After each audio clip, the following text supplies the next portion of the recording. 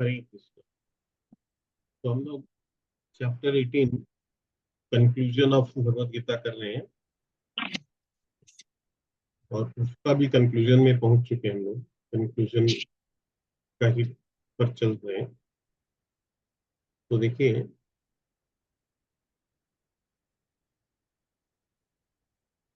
55 से एक बार मैं रिपीट करता हूँ 55 से। भगवान क्या बोल रहे हैं 55 में कि केवल भक्ति से मुझ भगवान को यथा रूप में जाना जा सकता है। जब मनुष्य ऐसी भक्ति से मेरे पूर्ण भावनामृत में होता है तो वह वैकुंठ जगत में प्रवेश कर सकता है। क्या मतलब हुआ इसका बताइए। तो सार में एकदम एक मिनट में अगर बात करें, केवल भक्ति से मुझ भगवान को यथा रूप में जाना जा सकता है, ऐसा बात क्यों बोल रहे हैं। मतलब जो भगवान का जो मोर मुकुटधारी एकदम जो पर्सनल जो भगवान का एक रूप है, वो ही भगवान का मेन रूप है ना। ऐसे तो बोलते हैं भगवान को ब्रह्म रूप में भी जान सकते हैं, और निर्विकार जो आपके शरीर में ब्रह्म रूप में, और एक और है ना, भूल गए। लेकिन जैसे जो भगवान का रूप है, मोर मुकुटधारी नीलाम पीताम्बर वस्त्र धारणधारी, उस भगवान को जानने के लिए सिर्फ भक्ति है। वो भक्ति करेंगे तो आपको भगवान के उसी रूप पर, वही भगवान का यथा रूप है। और वो जब आप भक्ति करेंगे तो फिर सीधे भगवान के इस रूप को पा सकेंगे, और आप तुरंत ही आप सीधे ही आप वैकुंठ जगत में जा सकते हैं। यही सबसे बड़ा सीधा रास्ता है। तो भगवान को मतलब परफेक्ट रूप में जानना, यानी कि भगवान को एक तो बहुत ऊपर से जानना। जैसे हम लोग एग्जाम्पल लिए थे ना कि सूर्य को अगर जानना है तो कोई सूर्य के हम्म बारे में पूरा नहीं जाना, लेकिन सूर्य की रश्मि के बारे में, सन रे के बारे में अगर कोई हम्म रिसर्च करता है और वो उसके बारे में हम्म जानता है कि ये सन रे क्या है, तो सन रे को जानने का मतलब सूर्य को जानना तो हो ही गया ना काफी हद तक। हम्म। लेकिन पूरा नहीं हुआ, पूरी हद तक नहीं हाँ। हुआ, काफी हद तक हुआ। यानी कि क्योंकि सन रे को जाने बगैर सन को क्या जानेंगे। तो इसलिए सन रे तो सन रे जो है वो शक्ति है, और शक्तिमान जो है सूर्य खुद है। तो हम्म शक्ति को जानने से हम लोग शक्तिमान, माने शक्तिमान को जानने के लिए उनकी शक्ति को जानना जरूरी है। तो शक्ति को हम्म तो जाने, लेकिन शक्तिमान को प्रॉपरली नहीं जाने। हम्म दूसरा और थोड़ा सा अगर आगे बढ़ता है, वो रिसर्च मान लीजिए करता है कोई साइंटिस्ट, और वो सन रे को जान गया, उसके बाद नेक्स्ट लेवल ऑफ रिसर्च उसका क्या होगा, सन तक पहुंचना। जैसे हम लोग अभी सोलर वो भेजे है ना, यान, हम्म सूर्ययान भेज रखे हैं। तो सूर्ययान जो है वो सन तक जाने की चेष्टा कर रहा है, काफी नजदीक पहुंच भी गया है। तो अगर हम लोग आगे बढ़ते हैं तो इसका मतलब सूर्य की सतह को जान पाएंगे। अभी जैसे चंद्रयान गया, तो चंद्रयान जाके हम्म वहाँ उतरा, तो वो क्या किया, उतर के जो कुछ पिक्चर विक्चर लिया हमने, अभी हम लोग को बेसिकली उसकी सतह के बारे में आइडिया लगा कि वहां पे पानी है कि नहीं, वहां पे ऑक्सीजन हम्म है कि नहीं, ये सब ना, मिट्टी कैसी है, ये सब पता चला अभी। अब हम्म अंदर तो डीप में नहीं घुसे।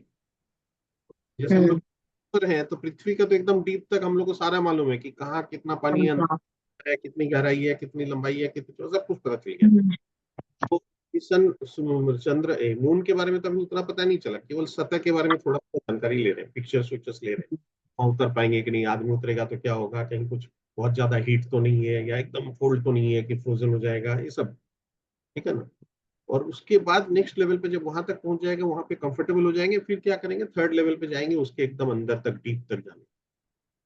तो वैसे ही भगवान को हम लोग ब्रह्म के रूप में जान सकते हैं, और फिर परमात्मा के रूप में जान सकते हैं, और उसके बाद भगवान को प्रॉपर सही भगवान के बारे में जान सकते हैं, भगवान के बारे में कंप्लीट जानकारी मिल सकती है हमको।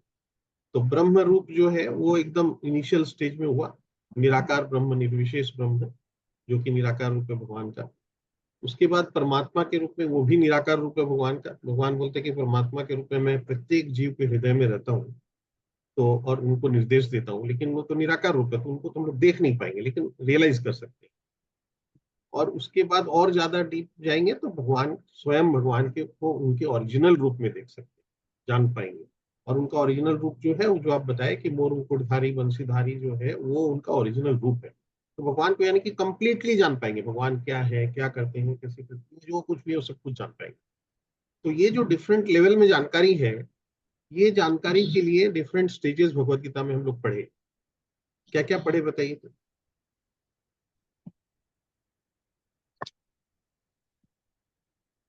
हम क्या लोग क्वेश्चन पूछे भैया? भगवान को हम लोग ये जो डिफरेंट लेवल पे जान सकते हैं, वो हम लोग हम्म, पढ़े ना भगवत गीता में कि अलग अलग तरीके से हम लोग भगवान को अलग अलग लेवल तक जान पाएंगे। हाँ, जैसे तो वही ब्रह्म रूप में हम भगवान को, अगर हम ज्ञान की भक्ति करेंगे तो हम भगवान के ब्रह्म रूप के जाएंगे। भगवान मतलब ये भगवान जो है प्रकृति में भी, ये जो भगवान है, ये पूरी प्रकृति जो है भगवान का एक्सपेंशन है। और अगर हम ध्यान लगाएंगे तो हमको अपने अंदर में जो परमात्मा अ, जो हमारे वास करते हैं, हम उस भगवान को जान पाएंगे। अरे किंतु अगर हम भक्ति करेंगे तो हम जो है भगवान के यथा रूप को, जो एकदम उनका साकार रूप जो है उसको जान पाएंगे। तो तीन अरे लेवल पे हम भगवान को जान सकते हैं। अरे एकदम। ये तो तो इसका मतलब, निर्विशेष हो गया ना हाँ प्रकृति। हाँ बिल्कुल, जो ब्रह्म ब्रह्म रूप। है वो निर्गुण निर्विशेषवादी हाँ। निर्विशेष ब्रह्म है, निर्विशेष ब्रह्म है। निर्विशेषवाद अलग हो गया, लेकिन निर्विशेष ब्रह्म है, उनको बोलते हैं निर्विशेष ब्रह्म, निराकार ब्रह्म। और उसके बाद हो गया परमात्मा के रूप में। और यानी कि जैसे हम लोग कर्म योग या ज्ञान योग से हम लोग भगवान को निर्विशेष निराकार ब्रह्म के रूप में जान पाते हैं, यानी कि थोड़ा बहुत आइडिया उनके बारे में लग पाते हैं, कनेक्ट कर पाते हैं हम लोग। और जब हम लोग ध्यान योग में जाएंगे, योगा का जो सीढ़ी हम लोग बात किए थे ना कि योगा में अलग अलग लेवल है, तो उस इनिशियल लेवल हम्म, है सकाम कर्म, उसके बाद है निष्काम कर्म, उसके बाद ज्ञान। तो ये जो डिफरेंट लेवल है, ये सब लेवल पे हम लोग भगवान को निर्विशेष रूप में ही जान पाते हैं, यानी थोड़ा बहुत जान पाते हैं।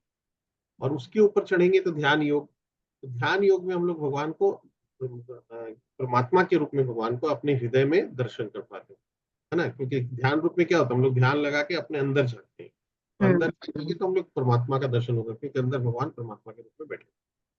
तो और उससे भी आगे जब बोल रहे कि भी भक्ति जब करेंगे तो सकाम कर्म, फिर निष्काम कर्म, फिर ज्ञान, फिर ध्यान, उसके ऊपर है भक्ति। और जब भक्ति करेंगे तो हम भगवान को सही रूप में, पूर्ण रूप में पाएंगे, जान सकते हैं।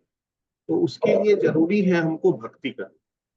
तो केवल भक्ति से मुझ भगवान को यथा रूप में जाना जा सकता है। भगवान बोल रहे हैं, दो चीज यहाँ पे जोड़ दे रहे हैं, मुझ हम्म, भगवान यानी कि मैं भगवान हूँ, इस बात पे भी भगवान यहाँ पे जोड़ दे रहे हैं। 55 नंबर श्लोक याद रखना पड़ेगा हम लोग कि 18.55, वहां पे भगवान खुद को बोल रहे वापस कि मैं भगवान हूँ। कहाँ कहाँ बोले थे, पहले भी कई जगह बोले ना भगवान की मैं भगवान हूँ। हम्म, कहाँ कहाँ बोले थे, याद है? वो था ना, जो अग्नि में जल में हूँ, हाँ, वो हम्म, भक्तों के बारे में बता रहे। पानी में हूँ, उसको अपने और हाँ जहाँ पे बोले वो राम सर्वस्व प्रभु वो वाला। हाँ, सबसे सर्वस्व। इम्पोर्टेंट है अहम सर्वस्व प्रभो, मैंने 10वां अध्याय का 8 नंबर श्लोक 10.8, हम्म, अहम सर्वस्व प्रभो मत्त सर्वम प्रवर्तते। दूसरा है 7.7, जब भगवान वो माला गुथा हुआ मोती मैं हूँ, और हाँ हाँ, जो सूत्रे मणि गणा ही हुआ है। मत मत्त परतरम नान्यत किंचित अस्ति धनंजय, है ना, मेरे से ऊपर कोई नहीं है। हम्म, तो वो वहां पे भगवान बोले, इस तरह से भगवान जगह जगह बोले कि मैं भगवान हूँ, मैं ही सृष्टा हूँ, मैं ही सोर्स हूँ सबका। हम्म, वही यहाँ पे फिर बोल रहे हैं कि मुझ भगवान को, और केवल भक्ति से मेरे को जानने के लिए, केवल भक्ति यानी कि सकाम कर्म में, निष्काम कर्म में, ज्ञान में, ध्यान में भगवान को यथा रूप में नहीं जाना जा सकता है। भगवान को अगर यथा रूप में जानना है तो केवल और केवल भक्ति, है ना। भक्ति क्या होता है, कैसे होता है भक्ति? भगवान के लिए नियत कर्म, मतलब अपने कर्मों को भगवान, अपने इंद्रियों को भगवान की सेवा में लगाना। हाँ वेरी गुड। तो उसमें देखिए नवधा भक्ति, भक्ति का मतलब ही सीधा याद रखिए, भक्ति का मतलब 9 प्रकार के कर्म। क्या है वो 9 प्रकार के कर्म, बोलिए? श्रद्धा। वो अर्चनम, अर्चनम वंदना, वो नहीं, हाँ हाँ श्रवणम कीर्तनम हाँ भजनम पाद हाँ सेवनम, हाँ, और अर्चनम वंदनम साख्यम दास्यम आत्मनिवेदनम। Very good. तो श्रवणम कीर्तनम विष्णु स्मरणम पाद सेवनम, अर्चनम वंदनम दास्यम सख्यम आत्मनिवेदनम। तो ये 9 तरीके से हम लोग भगवान की भक्ति कर सकते हैं। तो क्या है, सबसे पहला श्रवण, उसके बाद है कीर्तन। और क्या हम्म, श्रवण करना और क्या कीर्तन करना है? भगवान के नाम, रूप, भगवान के रूप गुण और लीलाओं का हाँ हाँ, हम लोग वेरी को गुड, सुनना है, उनको ही गाना है, उनको ही भजन करना है। Very good. और वही सुनना है मतलब। तो भगवान के नाम, रूप, गुण और लीलाओं के बारे में, भगवान के नाम का श्रवण करना है, कीर्तन करना है, भगवान के रूप का श्रवण करना है, कीर्तन करना है, और भगवान के गुणों के का श्रवण करना है, कीर्तन करना है, और भगवान की लीलाओं का श्रवण करना और कीर्तन करना है। भागवतम क्या है?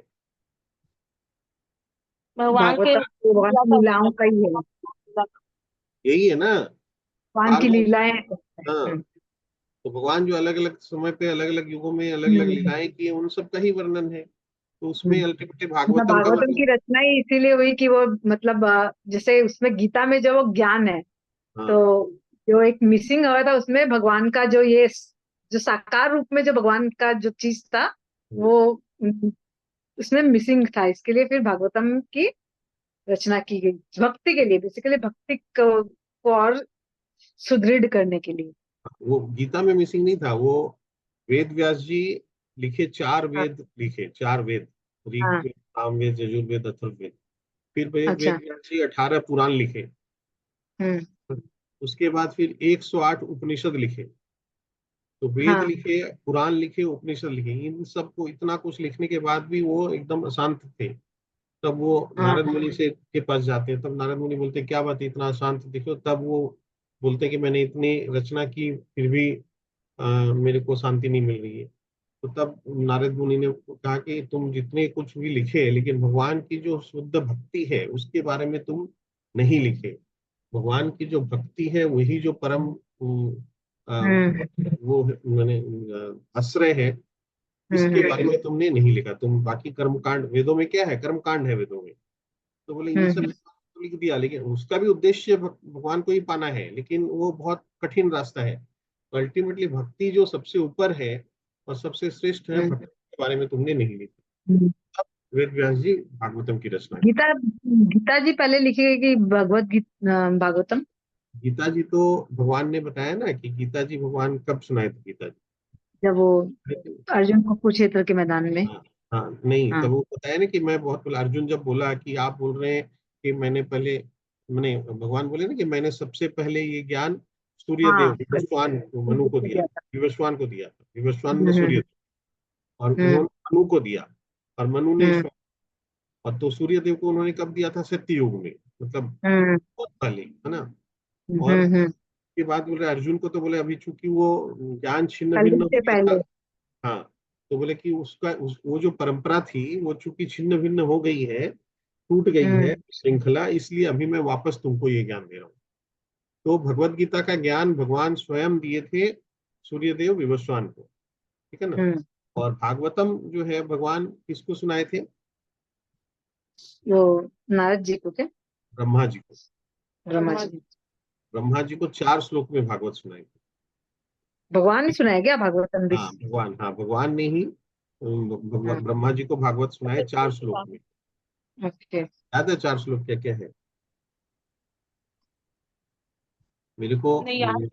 हाँ, मेरे को वैसे संस्कृत वाला श्लोक याद नहीं है, लेकिन उसका जो हिंदी है, पहला श्लोक है, भगवान बोलते हैं उनको कि मैं था, मैं हूँ और मैं रहूंगा। हम्म, ठीक है ना, मैं था, मैं हूँ और मैं रहूंगा। तो यानी कि परमानेंट हूं मैं, ये भगवान बोलते हैं ब्रह्मा जी को। हम्म, भगवान पास्ट नहीं है, भगवान फ्यूचर नहीं है, भगवान प्रेजेंट नहीं है, मतलब सब जगह भगवान पास्ट भी है, फ्यूचर भी है, प्रेजेंट भी है। हम्म। ठीक है, ये पहला था। दूसरा है बोले कि मेरे अलावा जो कुछ भी है वो सब माया माया। है। तो यानी कि मेरे अलावा और कुछ भी सत्य नहीं है, मैं ही सत्य हूँ। तो कोई भी चीज को जब हम भगवान से जोड़ के देखते हैं तभी वो रियल है, अदरवाइज वो माया है। तो हम लोग जिस सुख के पीछे भागते हैं, वो भगवान को छोड़ के अगर हम कोई चीज का सुख खोजते हैं तो वो माया ही है, वो सही प्रॉपर सुख नहीं है। और अगर हम लोग भगवान की सेवा में सुख खोजते हैं, भगवान के प्रचार में सुख खोजते हैं, भगवान की मैंने भगवान के निर्देश का पालन करने में हम लोग सुख खोजते हैं, तो फिर हमको प्रॉपर सुख मिलेगा। ये बेसिकली उसका मतलब है।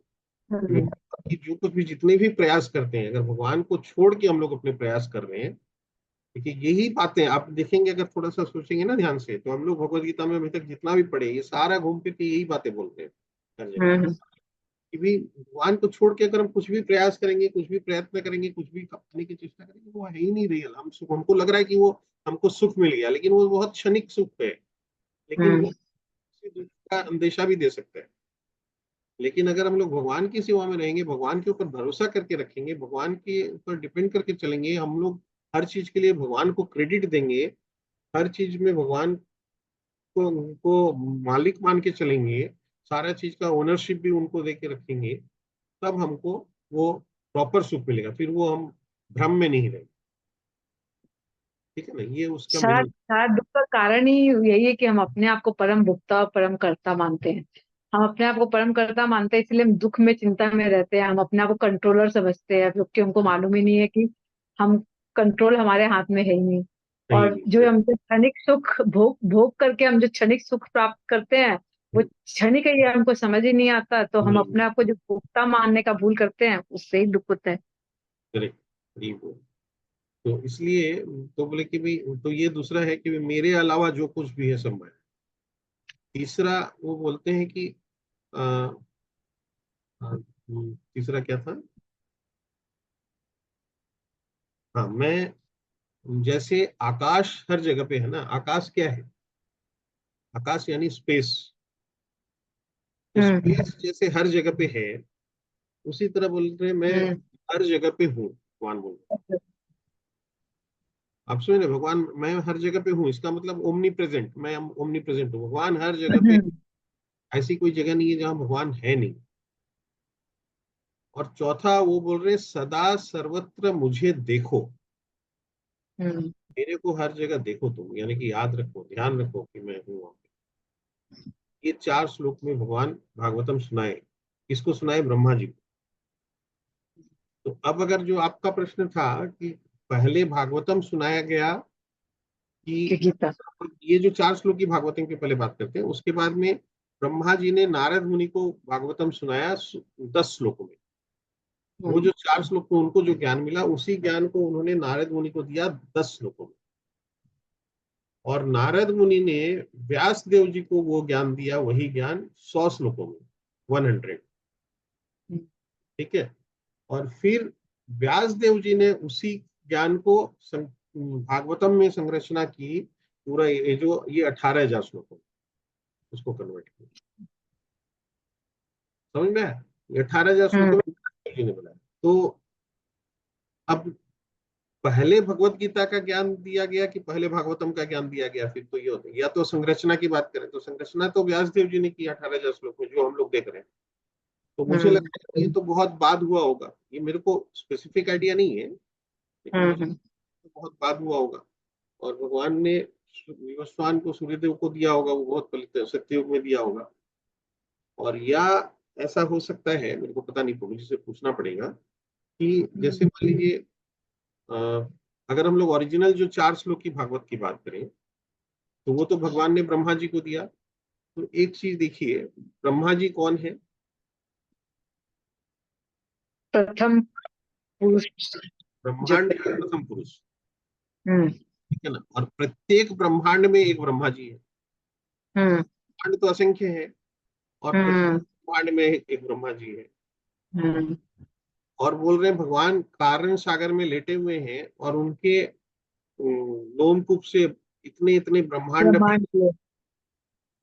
तो यानी कि हर एक ब्रह्मांड पैदा हो रहे हैं, और हर ब्रह्मांड में ब्रह्मा जी है। तो इसका मतलब हम्म। भगवान हर ब्रह्मा जी को ये ज्ञान देके भेज रहे हैं। हम्म। ठीक है ना, इसका मतलब ये तो शायद कंटिन्यूअस प्रोसेस होगा। और उसी में अब अगर हम लोग अपने ब्रह्मांड की सपोज बात करें, तो हमारा ब्रह्मांड में भी ब्रह्मा जी को पहले ये ज्ञान मिला। और हम्म। सूर्यदेव भी तो देवता ही है। हम्म। ठीक है ना, देवलोक के ही है सूर्यदेव। वो कहाँ पे है सूर्यलोक, यानी कि देवलोक कहाँ है? ये तो ब्रह्मांड में ही है। हम्म। ब्रह्मांड में 14 भुवन हम लोग पढ़े थे ना, कि 7 नीचे 7 ऊपर। हम्म। तो ये जो ब्रह्मांड का एक पार्ट है, वो जहाँ पे देवलोक और वहां पे स्वर्गलोक मान लीजिए, और वहां पे सूर्य देव है। तो और जबकि प्रथम पुरुष तो पूरे ब्रह्मांड के ब्रह्मा जी है। हम्म। इसका मतलब पहला ज्ञान तो ब्रह्मा जी को ही मिला, हम्म। भागवतम का। ठीक है ना। हाँ और सूर्य देव को भगवान ने जब ये ज्ञान दिया वो तो सत्य युग में दिया। तो युग का भी जो बात है, युग तो चतुर्युग होता है। और हम लोग ये भी पढ़े थे कि ब्रह्मा जी की जो लाइफ होती है 1000 चतुर्युग, पढ़े थे ना। हाँ एक ब्रह्मा जी का एक दिन यानी 1000 चतुर्युग। तो चतुर्युग में 1000 साइकिल होता है, सत्य युग, त्रेता युग, द्वापर युग, कलयुग। समझ में आ रहा है? तो ये कंटिन्यूस प्रोसेस है। ठीक है, तो चतुर्युग में एक बार सूर्य देव आ रहे हैं जिनको भगवान से ये ज्ञान मिल रहा है। और जबकि ब्रह्मा जी जब स्टार्ट किए उसी समय ब्रह्मा जी को वो ज्ञान मिल गया, इसका मतलब। हम्म, तो ब्रह्मा जी को पहले वो ज्ञान मिल गया और उसके बाद ये साइकिल में हर बार सूर्यदेव को मिल रहा है, ऐसा कुछ हो रहा है इस तरह। क्योंकि हर बार ये आपको ये मालूम है ना, ध्यान में है ना, कि सत्य युग, त्रेता युग, द्वापर युग, कलयुग, ये इसका एक साइकिल कंप्लीट हो गया। फिर से सत्य युग, हाँ त्रेता युग, कलयुग होता है। हाँ हाँ हाँ। पता तो अच्छा, और उसमें भी क्रम जो है, सत्य युग, फिर त्रेता युग, फिर कलयुग पहले आता है, उसके बाद द्वापर आता है एक्चुअली। हाँ हाँ, लेकिन ये जो कली है, कल वो जो होता है ना, कौन सा मनवंतर, हम लोग अभी जिस मनवंतर में हैं उसमें ये द्वापर पहले आ गया फिर कली आया। ये एक्सेप्शन है, बट जनरल रूल इज सत्य, त्रेता, फिर कली, फिर द्वापर। अब ये भी एक चक्कर है, ये मेरे को बहुत क्लैरिटी नहीं है, लेकिन प्रभु जी बताए थे ये। तो ये शायद भागवतम में की कथा में ही शायद कहीं आई थी। एनीवे, एक बार हम लोग अगर इस साइकिल को पकड़े तो ये साइकिल बार बार आते रहता है, यानी कि हर बार ये सारी लीलाएं रिपीट होती है। ये सारी लीलाएं जो है रिपीट होती है। तो इसलिए ये, अब अगर हम लोग इसको एनालाइज करें तो प्रोबेबली इसका मतलब ये हुआ कि भागवतम का ज्ञान जो है, क्या नाम, हर एक ब्रह्मांड की जब सृष्टि हो रही है उस समय ब्रह्मा जी की उत्पत्ति हो रही है और ब्रह्मा जी को भागवतम का ज्ञान इसका मतलब मिल जा रहा है। और जबकि उसमें फिर एक एक साइकिल में बार बार चतुर्युग आ रहा है, उसमें फिर शायद भगवान, लेकिन चतुर्युग में तो मान लीजिए इसको क्या नाम, महाभारत। भगवान की लीला करते ना हर चतुर्थ में, फिर भगवान की लीला, ऐसे भी भगवान की लीला चल रही है अलग अलग ब्रह्मांडों में। हर ब्रह्मांड में चल रही है, करेक्ट। हाँ। तो नहीं, तो हम सोच रहे कि सूर्य देव को, इसका मतलब इस चतुर्युग के बीच में ही कहीं पे सूर्य देव को ये ज्ञान दे रहे होंगे ना। ये तो सत्य युग में दे रहे होंगे वो ज्ञान, तो यानी कि इस साइकिल में बार बार वो ज्ञान दे रहे हैं। और ये सारा साइकिल तो ब्रह्मांड के अंदर में है। तो इसीलिए ब्रह्मा जी को इसका मतलब पहले ये मिला होगा, कौन ऐसा। सा मनमंत्र में तो दिए थे भाई, इसमें लिखा हुआ है कौन सा तो मनमंत्र ये, में। हाँ, तो जो भी हो, ये मेरा कैलकुलेशन है, मतलब गलत भी हो सकता है, ये मैं ऐसा सोच रहा हूँ। आप ऐसा पूछे तो मैं सोच रहा हूँ कि इसका मतलब शायद ये हम्म, भागवतम का ज्ञान, उस श्लोकी भागवतम का, वो शायद पहले भगवान ब्रह्मा जी को दे दिए। और उसके बाद वो ब्रह्मा जी जो ये ब्रह्मांड चला रहे हैं, ब्रह्मांड की सृष्टि कर रहे हैं, और उसमें 1000 चतुर माने इस तरह से चतुर्युग का साइकिल आते रहता है। तो उसमें हर त्रेता युग में सूर्य देव को भगवान से वो ज्ञान मिल रहा है, भगवत गीता का। ठीक है ना, समझ में आया ये? हम्म, क्योंकि हम उससे जोड़ के हम ये कैलकुलेट कर रहे हैं, फिर भी हम लोग प्रभु जी से पूछ के कंफर्म कर सकते हैं, लेकिन मेरे को लग रहा है सही कुछ होगा।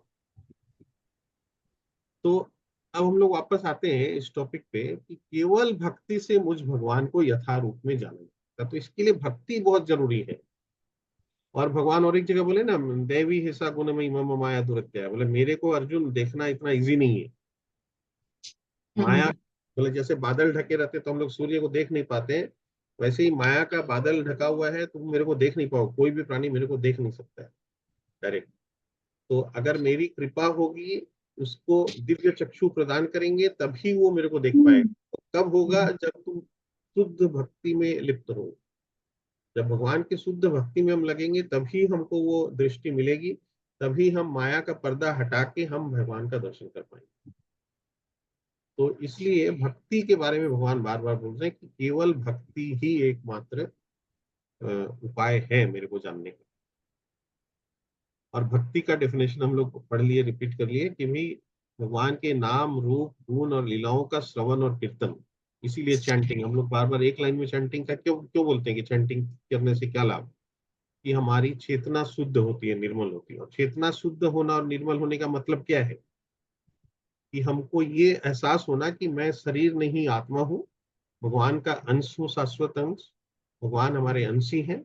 मेरा असली धाम वैकुंठ ही है।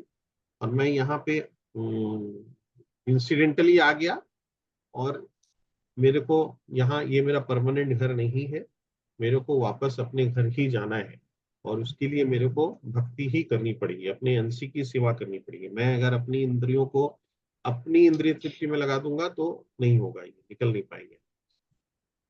तो ये चेतना है, शुद्ध चेतना, और ये चेतना तभी आएगी जब हम भक्ति में लगेंगे, जब हम भक्ति का मतलब भगवान के नाम रूप गुण और लीलाओं का श्रवण और कीर्तन करेंगे। तो चैंटिंग से क्या होता है कि हम लोग भगवान के नाम का उच्चारण करते हैं और उसी को सुनते हैं कानों से, तो श्रवण और कीर्तन दोनों को, ठीक है ना। हाँ। ये एक लाइन बहुत इंपॉर्टेंट है, ये 55। जब मनुष्य ऐसी भक्ति से मेरे पूर्ण भावनामृत में होता है तो वह वैकुंठ जगत में प्रवेश कर सकता है। Very good. भगवान बोल रहे कि ऐसी चेतना में रहने से वो वैकुंठ जगत में प्रवेश कर जाएगा, और एक बार जो वैकुंठ जगत में प्रवेश कर गया तो फिर दोबारा क्या होगा,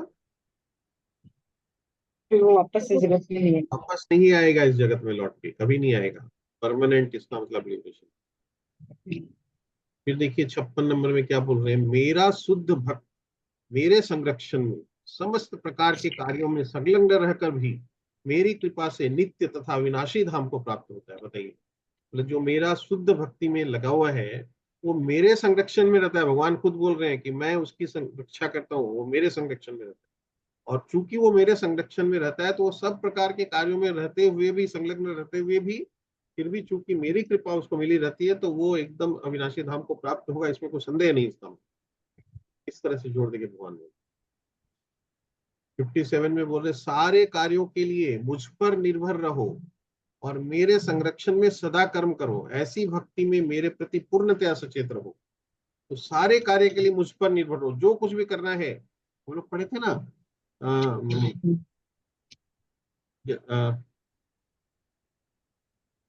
ये यत करोसी यत अस्नासी यत जुहोसी दधासी यत, याद है, यत करोसी यत अस्नासी यत जुहोसी दधासी यत, बोला जो कुछ भी करते हो, जो कुछ भी खाते हो, जो कुछ भी यज्ञ करते हो, जो कुछ भी दान देते हो, सब मुझको करो, मुझको केंद्र में रख के करो, भगवान बोल। तो वही यहाँ पे रिपीट कर रहे हैं कि जो कुछ भी कर रहे हो मेरे ऊपर निर्भर करके करो, मेरे ऊपर डिपेंड करो कि हाँ मैं, भगवान देख लेगा, संभाल लेगा, मैं कर रहा हूँ, मेरे को ये करना है, चलो करते हैं, भगवान अपने ही देख लेगा, ऊपर वाला अपने देख लेगा, उसके ऊपर में है, मेरे हाथ में तो है नहीं रिजल्ट, मैं तो केवल कर सकता हूँ। कर्म करना मैंने, मेरी ड्यूटी, कर्म के अधिकारी हो, फल के तुम अधिकारी नहीं हो, है ना। तो इसलिए बोला संरक्षण में सदा कर्म करो, ऐसी भक्ति में मेरे प्रति पूर्णतया सचेत रहो, हर समय ध्यान रखो कि बस सब कुछ मेरे ऊपर डिपेंड करता है। जबकि हम लोग क्या करते हैं, हर चीज के लिए अपने आप को ही, जो अभी आप बताए थोड़ी देर पहले, कि हम लोग अपने आप को ही कर्ता और भोक्ता मानते हैं, जबकि भगवान बोल रहे परम कर्ता भी मैं हूं और परम भोक्ता भी मैं हूं। 58 नंबर में क्या बोल रहे, यदि तुम मुझसे भावना भावित होगे तो मेरी कृपा से तुम बद्ध जीवन के सारे अवरोधों को लांघ जाओगे, लेकिन यदि तुम मिथ्या अहंकारवश ऐसी चेतना में कर्म नहीं करोगे और मेरी बात नहीं सुनोगे तो तुम विनष्ट हो जाओगे। क्या वार्निंग दे रहे हो कि यदि तुम मुझसे भावना भावित होगे तो मेरी कृपा से तुम बद्ध जीवन के सारे अवरोधों को लांघ जाओगे, जो भी हम लोग अभी अभी पढ़े। भगवान बोल रहे कि भाई एकदम ये भौतिक जगत का जो बंधन है ये निकल जाएगा, टूट जाएगा, और तुम भगवत धाम को प्राप्त करोगे, मेरे धाम को प्राप्त करोगे अगर मेरी संरक्षणा में रहोगे। लेकिन यदि तुम मिथ्या अहंकार व ऐसी चेतना में कर्म नहीं करोगे, जो अभी हम लोग वो भी डिस्कस किए, कि हम लोग अपने आप को कर्ता और भोक्ता मानते हैं, यानी कि हम लोग अपने आप को क्रेडिट देते हैं कि मैं ही अपनी चेष्टा से कुछ कर सकता हूँ और सुखी हो सकता हूँ। अल्टीमेटली हमको सुख चाहिए, हमको शांति चाहिए। तो जब तक हम लोग ये सोचते हैं कि मैं अपनी कोशिश करके, अपनी चेष्टा से मैं सुखी हो सकता हूँ, शांति मिल सकती है, तो इसका मतलब वो हमारा अहंकार है, जो कि मिथ्या अहंकार है, वो सही अहंकार नहीं है। सही अहंकार क्या है हमारा, कि हम मैं भगवान के शरीर दास नहीं हैं। हम शरीर नहीं आत्मा है और भगवान के दास है, और हमारा कर्तव्य अपने अंशी की सेवा करना। करेक्ट, मैं हमारा उनसे परमानेंट रिलेशनशिप, वो मेरा सही अहंकार है। और बाकी हम लोग जो कुछ भी सोचते हैं कि मैं बहुत रिच हूँ, मैं बहुत बड़ा हाईली क्वालिफाइड आदमी हूँ, मेरे पास बहुत पैसा है, मेरे पास बहुत फॉलोअर्स हैं मेरे, और ये सब हम लोग जो कुछ भी सोचते हैं वो सब मिथ्या अहंकार है। तो बोला लेकिन यदि तुम मिथ्या अहंकार बस ऐसी चेतना में कर्म नहीं करोगे और मानिए कौन सी चिंता में कर्म नहीं करोगे कि कृष्ण भावनामृत अगर नहीं होगे, है ना, यानी कि भगवान के साथ मेरा जो संबंध है उसके बारे में अगर नहीं सोचोगे और मेरी बात नहीं सुनोगे, यानी कि मैं जैसा बोल रहा हूँ करने के लिए वैसा अगर तुम नहीं करोगे तो तुम विनष्ट हो जाओगे। क्योंकि कंक्लूजन का भी कंक्लूजन चल रहा है। यदि तुम मेरे निर्देशानुसार कर्म नहीं करते और युद्ध में प्रवृत्त नहीं होते हो, क्योंकि अर्जुन को क्या बोल रहे थे भगवान, कहाँ से शुरू हुई थी ये पूरी कन्वर्सेशन? जब भगवान रथ को लाके बीच में खड़ा करते हैं, अर्जुन डर जाता है कि वो देखता है कि सामने सारे उसके सगे संबंधी खड़े हैं, तो वो एकदम वो हो जाता है, अपने अस्त्र छोड़ देता है। और तो वो और सारे सारे अब वो एकदम बद्ध, मतलब उसमें इसमें आ जाता है, अध्यात्म बुद्धि में आ जाता है। हाँ, और सारे वो लॉजिक जो एक हम लोग जैसे लोग जो अपने आप को परम कंट्रोलर, परम आ, वो काम मानते मानते हैं। हाँ, हैं, मैंने तब हम फिर लोग भगवान।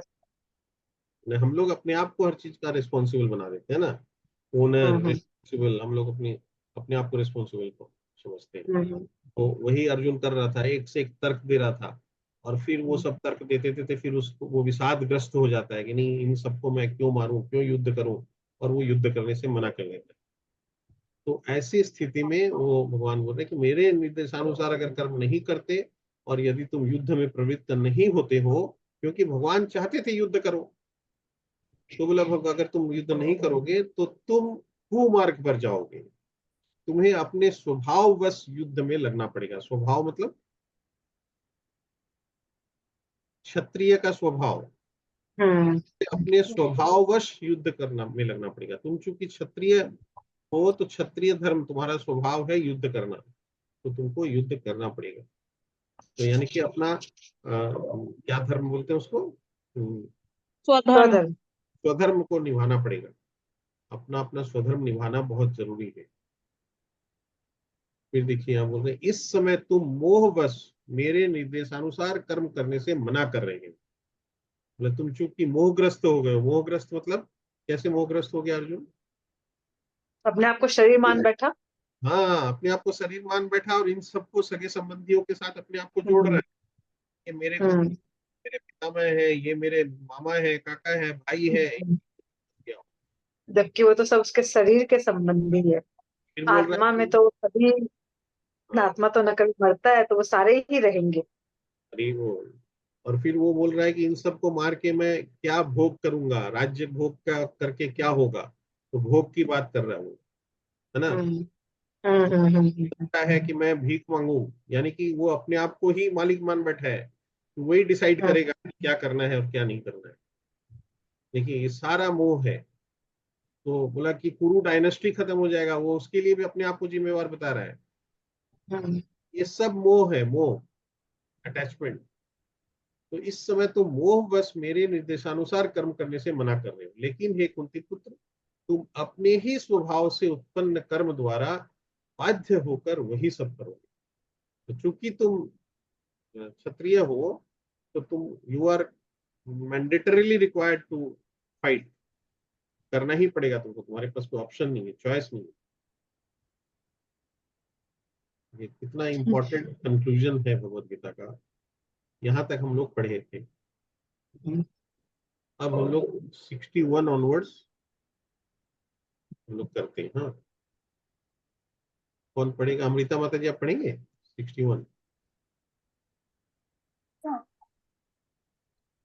ईश्वर सर्वभूतानां हितमेते अर्जुन तिष्ठति भ्रामयन् सर्वभूतानि यन्त्र आविर्भावि मायया।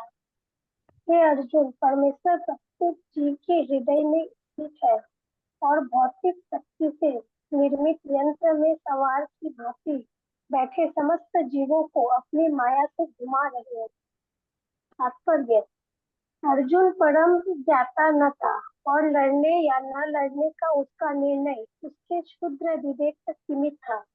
भगवान कृष्ण ने उपदेश दिया कि जीवात्मा ही सर्वे सर्वा नहीं है। भगवान या स्वयं कृष्ण अंतर्यामी परमात्मा रूप में हृदय में स्थित होकर जीव को निर्देश देते हैं। शरीर परिवर्तन होते ही जीव अपने विगत कर्मों को भूल जाता है लेकिन परमात्मा जो भूत, वर्तमान तथा भविष्य का ज्ञाता है, उसके समस्त कार्यों का साक्षी रहता है। अतएव जीवों के सभी कार्यों का संचालन इसी परमात्मा द्वारा होता है। जीव जितना योग्य होता है उतना ही पाता है और उस भौतिक शरीर द्वारा वहन किया जाता है जो परमात्मा के निर्देश में भौतिक शक्ति द्वारा उत्पन्न किया जाता है। जो ही जीव को किसी विशेष प्रकार के शरीर में स्थापित कर दिया जाता है, तो वह शारीरिक अवस्था के अंतर्गत कार्य करना प्रारंभ कर देता है। अत्यधिक तेज मोटर कार में बैठा व्यक्ति कम तेज कार में बैठे व्यक्ति से अधिक तेज जाता है, भले ही जीव अर्थात चालक एक ही क्यों न हो। इसी प्रकार परमात्मा के आदेश से भौतिक प्रकृति एक विशेष प्रकार के जीव के लिए एक विशेष शरीर का निर्माण करती है, जिससे वह अपनी पूर्व इच्छाओं के अनुसार कर्म कर सके। जीव स्वतंत्र नहीं होता। मनुष्य को यह नहीं सोचना चाहिए कि वह भगवान से स्वतंत्र है। व्यक्ति तो सदैव भगवान के नियंत्रण में रहता है। अतएव उसका कर्तव्य है कि वह शरणागत हो, और अगले श्लोक का यही आदेश है। तो क्या पढ़े हम लोग?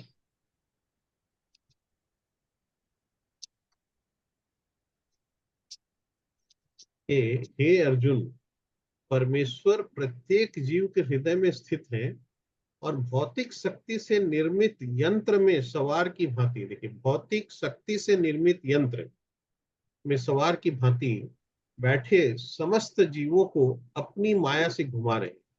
यानी कि भौतिक शक्ति से निर्मित यंत्र में सवार की भांति बैठे समस्त जीवों को, यानी कि हम लोग जीव हैं, तो हम लोग इस शरीर में बैठे हैं।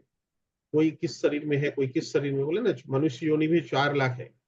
तो यानी कि कोई अच्छा योनि है, किसी किसी की थोड़ी खराब है, यानी कि कोई लूला है, कोई लंगड़ा है, कोई बहरा है, कोई किसी को सब कुछ ठीक है, कोई बहुत अमीर है, ऐसे करके अलग अलग योनियां हैं। तो इसके अलावा पशु योनि भी है और भी है, सब तरह की, या वृक्ष योनि है। तो समस्त जीव जो भौतिक शरीर में बैठे हुए हैं, वो भौतिक शरीर क्या है? भौतिक शक्ति से निर्मित यंत्र, उसमें बैठे। उन लोगों को, यानी कि हम लोगों को भगवान घुमा रहे हैं। परमेश्वर प्रत्येक जीव के हृदय में स्थित है, यानी कि हम लोग के सबके हृदय में भगवान स्थित है। इसका तात्पर्य में देखिए प्रभुपाद कितना सुंदर लिखे हैं कि अर्जुन परम ज्ञाता न था। हम लोग अभी डिस्कस किए कि उसको, जैसे हम लोग को तो सब कुछ नहीं पता, लेकिन वो सोच रहा है कि नहीं, ये करने से कुरु डायनेस्टी खत्म हो जाएगा, ये करने से मेरा भोग करने का कोई मतलब नहीं है, मैं सबके पाप का भागी बनूंगा, सब कुछ वही डिसाइड कर ले रहा है। जबकि वो डिसाइड उसको नहीं करना है, क्योंकि वो ज्ञाता नहीं। हम लोग पढ़ चुके प्रकृति पुरुष चेतना, और उसमें ये पढ़े थे ना हम लोग, उसमें क्या पढ़े थे, याद है? प्रकृति पुरुष चेतना में। मतलब कि ये हाँ शरीर क्षेत्र है, और ये शरीर भी क्षेत्र, ये प्रकृति भी क्षेत्र है। हाँ, तो क्षेत्र, क्षेत्रज्ञ, हाँ। ज्ञान, ये गे पुरुष, इस बारे में पढ़े थे ना। तो क्षेत्र क्या पढ़े कि ये हमारा शरीर जो है, और यह भी भौतिक प्रकृति जो है, ये हमारा कर्म क्षेत्र है। और हम लोग क्षेत्रज्ञ हैं, यानी कि जानने वाले हैं, और भगवान भी क्षेत्रज्ञ है। लेकिन हम लोग केवल अपने शरीर के बारे में जानते हैं, भगवान सबके बारे में। हम सब आत्माओं के बारे में जानते हैं। हाँ, तो वही यहाँ पे बोल रहे कि अर्जुन परम ज्ञाता न था, और लड़ने या न लड़ने का उसका निर्णय उसके क्षुद्र विवेक तक सीमित था। यानी कि वो जितना सा समझता है उसके बेसिस पे वो डिसाइड कर रहे हैं। भगवान कृष्ण ने उपदेश दिया कि जीवात्मा ही सर्वे सर्वा नहीं है, यानी व्यक्ति ही सर्वे सर्वा नहीं है। भगवान ने हमको बताया कि तुम ज्ञाता हो, लेकिन तुम केवल अपने शरीर के बारे में जानते हो, और मैं यहाँ परम ज्ञाता बैठा हूँ। तो भगवान या स्वयं कृष्ण अंतर्यामी परमात्मा रूप में हृदय में स्थित होकर जीव को निर्देश देते हैं। शरीर परिवर्तन होते ही जीव अपने विगत कर्मों को भूल जाता है। यानी कि हम लोग एक शरीर को छोड़ के जैसे ही दूसरा शरीर में जाते हैं, यानी कि मृत्यु के साथ हम लोग सब कुछ भूल जाते हैं, पिछले जन्म के बारे में कुछ याद ही नहीं है। लेकिन परमात्मा जो भूत, वर्तमान और भविष्य का ज्ञाता है, उसके समस्त कार्यों का साक्षी रहता है। भगवान बोले ना अर्जुन को कि तुमको कुछ याद नहीं है पहले जन्मों के बारे में, लेकिन मुझे सब याद है। बताए थे ना भगवान अर्जुन को कि ऐसा कभी भी नहीं था कि तुम नहीं थे, या मैं नहीं था, राजा लोग नहीं थे, और ना ही ऐसा कभी होगा। लेकिन अर्जुन, तुम तो भूल चुके हो, लेकिन मेरे को सब याद। परमात्मा जो भूत, वर्तमान तथा भविष्य का ज्ञाता है, उसके समस्त कार्यों का साक्षी रहता है। अतएव जीवों के सभी कार्यों का संचालन इसी परमात्मा द्वारा होता है।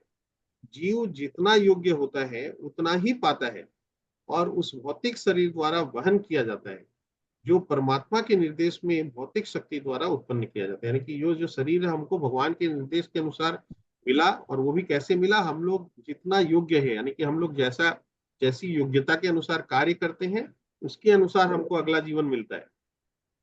और उस जीवन में हमको जो मिलना है, जो हमारा क्या बोलते हैं उसको, फॉर्चून को क्या बोलते हैं, हाँ, फॉर्चून फॉर्चून को क्या बोलते हैं, भाग्य को भाग्य को। क्या बोलते हैं मालूम? प्रारब्ध। हाँ, प्रारब्ध प्रारब्ध। तो प्रारब्ध के अनुसार ही हमको मिलता है।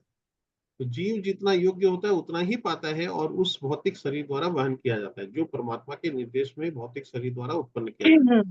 तो ही जीव को किसी विशेष प्रकार के शरीर में जो ही जीव को किसी विशेष प्रकार के शरीर में स्थापित कर दिया जाता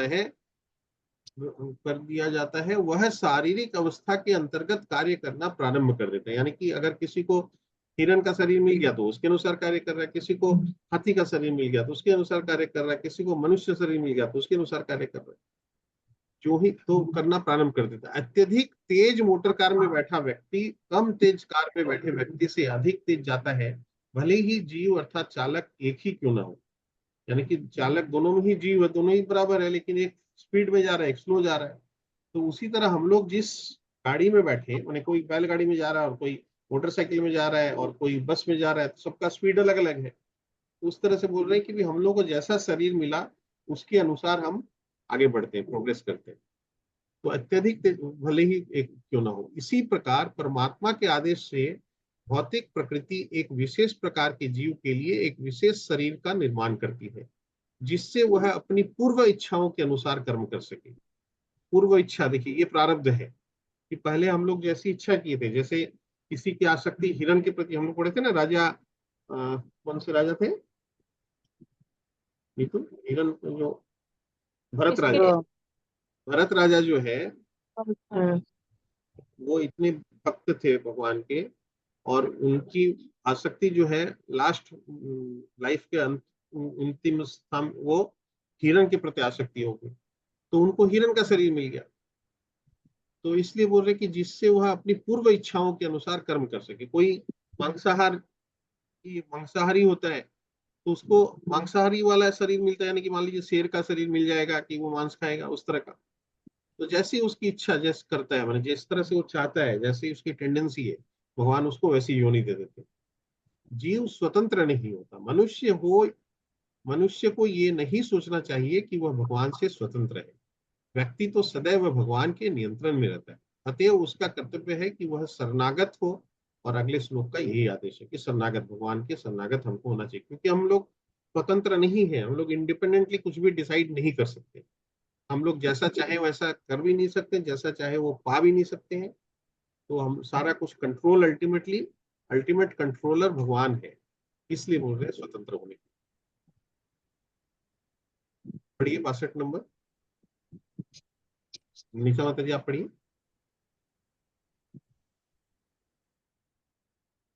हमको बोले भैया। हाँ हाँ पढ़िए। हाँ हाँ हाँ।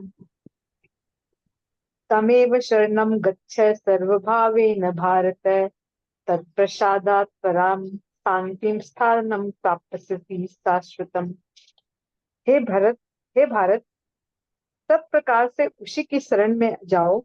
उसकी कृपा से तुम परम शांति को तथा परम नित्य धाम को प्राप्त करोगे। तात्पर्य: अतएव जीव को चाहिए कि प्रत्येक हृदय में स्थित भगवान की शरण ले। इससे इस संसार के समस्त प्रकार के दुखों से छुटकारा मिल जाएगा। ऐसी शरण पाने से मनुष्य केवल इस जीवन के सारे कष्टों से छुटकारा पा सकेगा, अपितु अंत में वह परमेश्वर के पास पहुंच जाएगा। वैदिक साहित्य में दिव्य जगत तद विष्णु परम पदम के रूप में वर्णित है। चूंकि सारी सृष्टि ईश्वर का राज्य है, अतएव इसके प्रत्येक भौतिक वस्तु वास्तव में आध्यात्मिक है, लेकिन परम पदम विशेषतया नित्य धाम को बताता है, जो आध्यात्मिक आकाश या वैकुंठ कहलाता है। भगवत गीता के 15वें अध्याय में कहा गया है, सर्वश्र चानम हृदि सन्निविष्ट, भगवान प्रत्येक जीव के हृदय में स्थित है। अतएव इस कथन की कि मनुष्य अंतः स्थित परमात्मा की शरण ले का अर्थ है कि वह भगवान कृष्ण की शरण ले। कृष्ण को पहले ही अर्जुन ने परम स्वीकार कर लिया है। 10वें अध्याय में उन्हें परम ब्रह्म परम धाम के रूप में स्वीकार किया जा चुका है। अर्जुन ने कृष्ण को भगवान तथा समस्त जीवों के परम धाम के रूप में स्वीकार कर रखा है, इसलिए नहीं कि यह उसका निजी अनुभव है, वर्ण इसलिए भी कि नारद, असित, देवल, व्यास जैसे महापुरुष इसके प्रमाण हैं। हरि बोल। क्या पढ़े हमने?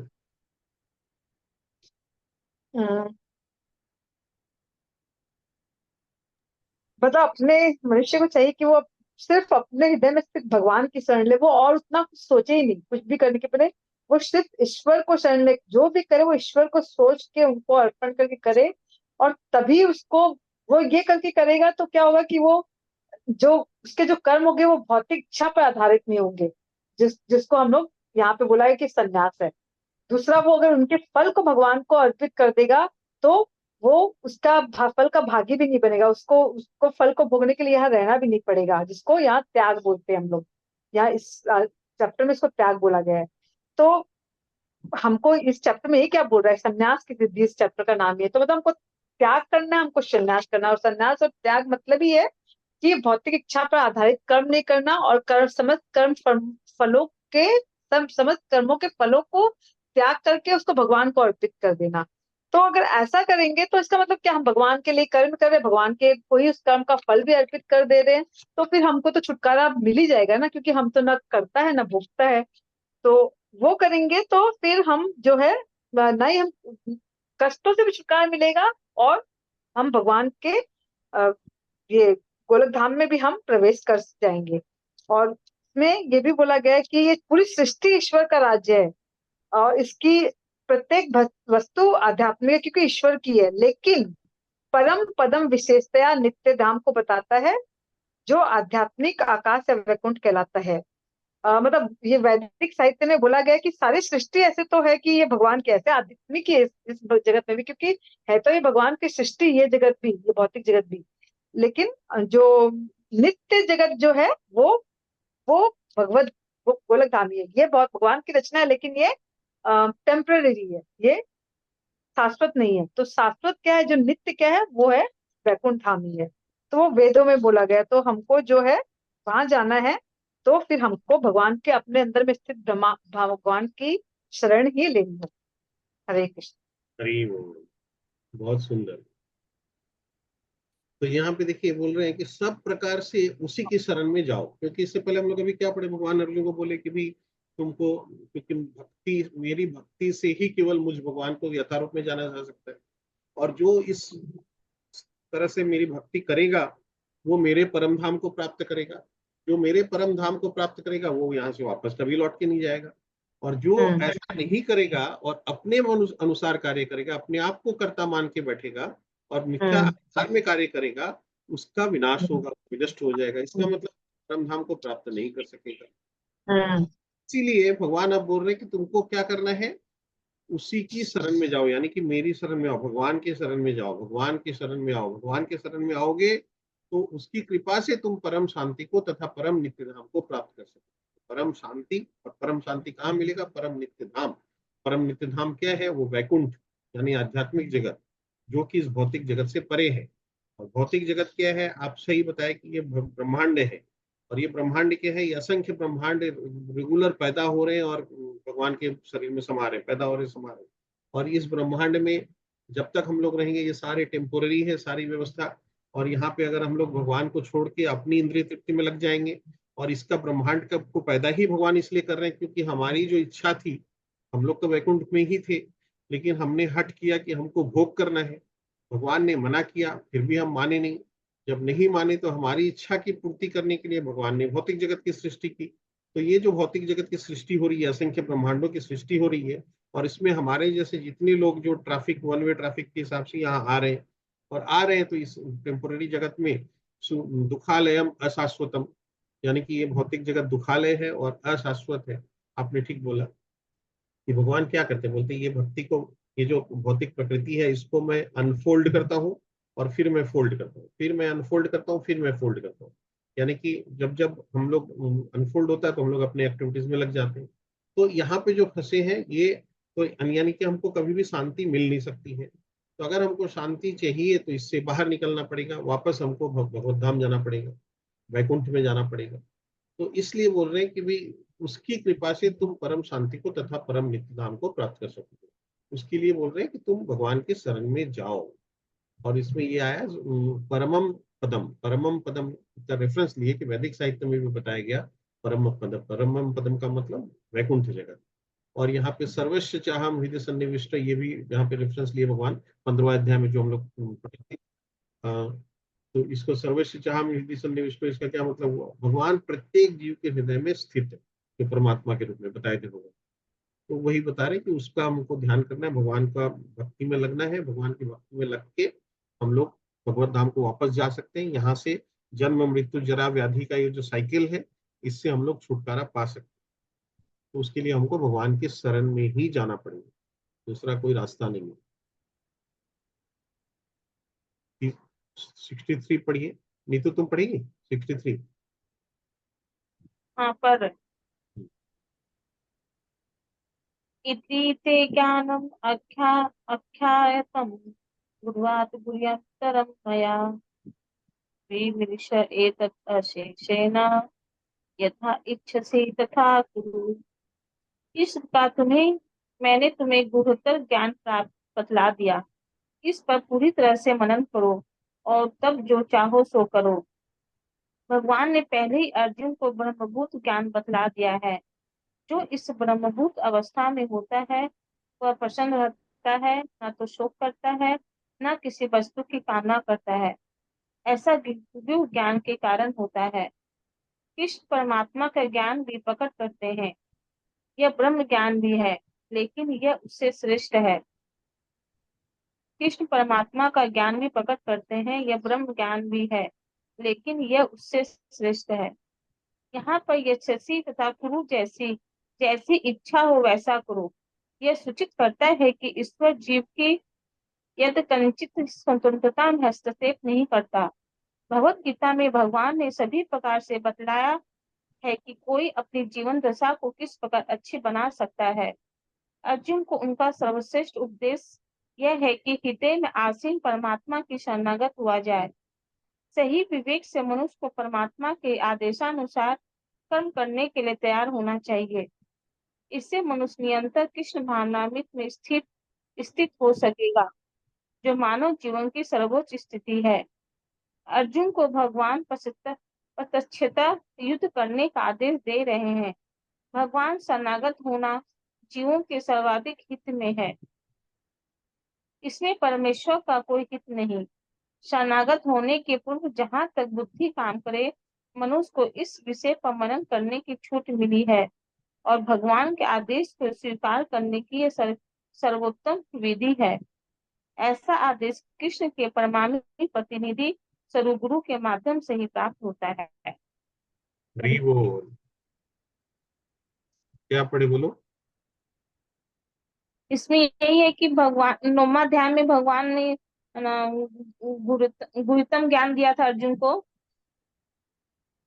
परम गुरु ज्ञान हम्म, 9वां अध्याय में। हम्म, तो इसमें यही है, भगवान ने पहले ब्रह्मभूत ज्ञान बता दिया। जो मतलब कि जो जिसको ब्रह्मभूत ज्ञान हो गया है वो तो हर्ष में प्रसन्न रहता है, समभाव में रहता है ना, वो किसी से ना कभी वो शोक करता है ना किसी वस्तु की कामना करता है। और बहुत अधिक मिलने पर भी मतलब सुखी मतलब खुश नहीं होता, और कम मिलने पर भी दुखी नहीं होता, समभाव में रहता है। हम्म, तो ये तो ये ब्रह्मभूत ज्ञान की जब अवस्था होती है तभी ऐसा होता है मतलब। हरि और फिर भगवान बोलते हैं कि भगवान ने सारा ज्ञान हम लोग को दे दिया, हम लोग को क्या करना है नहीं करना है सारा चीज बता दिया। फिर भगवान बोले जिस मैंने सारा चीज बता दिया है, जिसकी जैसी इच्छा हो वैसा करो। उसको अर्थ हाँ, स्वतंत्रता देके भगवान ने अल्प स्वतंत्रता दी है भगवान ने, और बोला हमने सारा बता दिया, और जैसे जिसकी इच्छा करो। अरे वो ये बहुत इंपॉर्टेंट है। ये दोनों देखो, ये जो श्लोक है इसमें दो पार्ट है। इस हम्म प्रकार मैंने तुम्हें गुह्यतर ज्ञान बतला दिया है, ये पहला बात। फिर लिखे हैं, इस पर पूरी तरह से मनन करो और हम्म तब जो चाहे सो करो। हम्म बहुत इंपॉर्टेंट है। तो पहला लाइन में एक बार बात करते हैं कि इस प्रकार मैंने तुम्हें गुह्यतर ज्ञान बतला दिया। गुह्यतर ज्ञान क्या है, यानी कि बहुत कॉन्फिडेंशियल ज्ञान क्या है, जो अभी हम लोग डिस्कस किए, जिसका कंक्लूजन पहले तो सारा हम्म डिस्कस किया, अभी उसका कंक्लूजन था कि भी अल्टीमेटली तुमको परम भक्ति से ही मुझको प्राप्त कर सकोगे, और मेरी बात मानोगे, उसके हिसाब से चलोगे, तो तुम सुख शांति को प्राप्त कर सकते हो, यानी कि भगवत धाम को प्राप्त कर सकते हो। और अगर तुम मेरे अनुसार नहीं चलोगे, अपने मनमाने ढंग से करोगे, तो तुम्हारा विनाश हो जाएगा। ये बता दिए। फिर फाइनली बोले कि इसीलिए अर्जुन तुमको भगवान के शरण में जाना चाहिए, यानी मेरी शरण में आना चाहिए, ये बता दिए। अब बोल रहे हैं कि इस तरह से देखो, अब मैंने तुम्हें बता दिया है, अब तुमको डिसाइड करना है कि तुमको क्या करना है। तो परम गुह्यतर ज्ञान क्या हुआ कि भी जो जो इस ब्रह्मभूत अवस्था में होता है वह प्रसन्न रहता है और ना वो शोक करता। तो ये जिसको नॉलेज हो जाएगा, तो फिर वो किसी रिलेटिव के लिए तो शोक नहीं करेगा, वो तो भगवान की ही सेवा में लगा रहेगा, है और ना। वो आत्मा से और किसी को शरीर से रिलेट नहीं करेगा ना। हम लोग जब करेक्ट। आत्म बुद्धि में होते हैं तभी तो हम लोग शोक दुख और भय सब कुछ हम लोग को सताता है ना। और आत्मा में स्थित रहेंगे हाँ, तो हम लोग को ये सबसे से ऊपर उठ जाएंगे। करेक्ट। तो इसीलिए फिर हम लोग उसके लिए शोक नहीं करेंगे कि मेरा ये तो चला सारे कलेशों से दूर हो जाएंगे। हो जाएंगे। ये पहला बात होती है। अब दूसरी लाइन में वो बोल रहे हैं कि इस पर पूरी तरह से मनन करो और तब जो चाहे सो करो। यानी कि भगवान क्लियर कर दे रहे हैं कि मैं तुमको मजबूर करने वाला नहीं हूं अर्जुन, डिसाइड तो तुमको ही करना है। मैंने बस तुमको ज्ञान दे दिया है, बतला दिया है क्या करने से क्या होने वाला है और क्या नहीं करने से क्या नहीं होगा, ये सब बतला दिया, लेकिन अब डिसाइड तुमको करना है। ये बहुत बहुत बहुत इंपॉर्टेंट है। हम लोग अक्सर, हर आदमी हम लोग में जनरली बोलता है भगवान की इच्छा नहीं है क्या करेंगे। माने भक्ति की जब भी बात करो किसी से, तो बोला अभी भगवान की इच्छा नहीं है, जब भगवान की इच्छा होगी तो करेंगे। कहीं सपोज मान लीजिए किसी को बोलेंगे कि अच्छा चलो अब वृंदावन चलना है, चलेगा क्या, बोला अरे अभी तो प्रभु की इच्छा नहीं है, प्रभु की इच्छा होगी कभी तो जाएंगे। अरे प्रभु की इच्छा तो हमेशा है कि तुम जाओ, तुम्हारी इच्छा नहीं है, तो अपनी इच्छा को हम प्रभु के ऊपर छोड़ देते हैं। तो तो दो उंगली वाली बात है, दो उंगली वाली बात है। हाँ, दो उंगली वाली बात है वो। लोग अपनी इच्छा नहीं करते, तो इसलिए भगवान क्लियर बोल दिए कि भैया मैं किसी को बात पकड़ के कुछ नहीं करवाने। तो ये जो 1864 है ना, तो ये 1863 63, ये बहुत इंपॉर्टेंट श्लोक है, हम लोग को ध्यान रखना चाहिए। कभी भी कोई बोलता है कि मैं भगवान की इच्छा नहीं है, प्रभु की इच्छा नहीं है, प्रभु की इच्छा जब होगी तब होगा कुछ। प्रभु की इच्छा तो हमेशा रहती है, तुम्हारी इच्छा होगी तभी होगा, नहीं तो नहीं होगा। तो ये यहाँ से एकदम क्लियर मिलता है कि भैया जैसे इच्छा है बोले, लेकिन भगवान साथ में खाली बोल रहे हैं कि इस पर मनन करो, मैं जो तुमको बोला हूँ इस पे तुम ऊपर सोच लो, इसको जान लो। हम लोग क्या करते हैं, भगवत गीता को पढ़ने का या उसको जानने का या सुनने का किसी के पास पेशेंस नहीं है, किसी को इंटरेस्ट नहीं है। खाली इधर उधर से टीवी में कुछ सुन लिए, कभी कहीं गए तो वहां कुछ सुन लिए, व्हाट्सएप में आजकल सुन लिए, यूट्यूब में सुन लिए, इधर उधर से कुछ भी सुनते रहते हैं।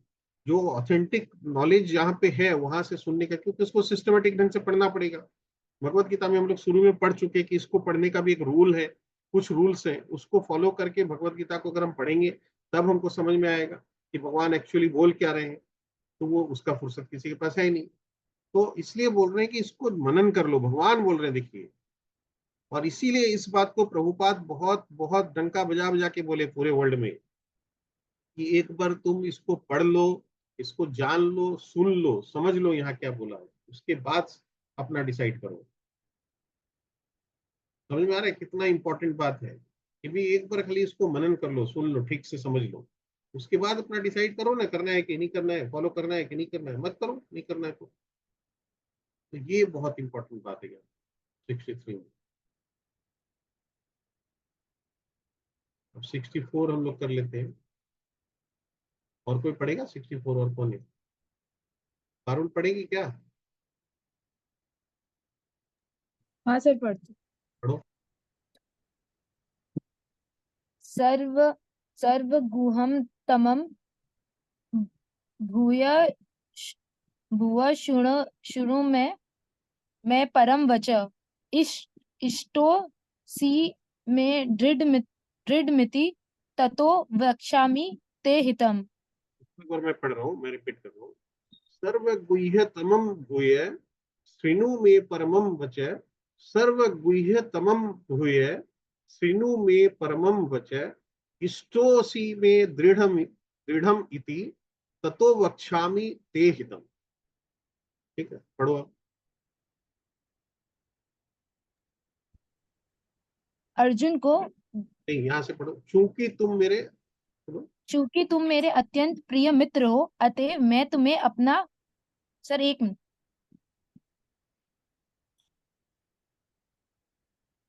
चूंकि तुम मेरे अत्यंत प्रिय मित्र हो, अतएव मैं तुम्हें अपना परम आदेश, जो सार्वत्रिक गुण ज्ञान है, बता रहा हूँ। इसे अपने हित के लिए सुनो। अर्जुन को गुरु ज्ञान तथा गुरुत्व ज्ञान प्रदान करने के बाद भगवान अब उसे गुरुत्म ज्ञान प्रदान करने जा रहे हैं। यह है भगवान के शरणागत होने का ज्ञान।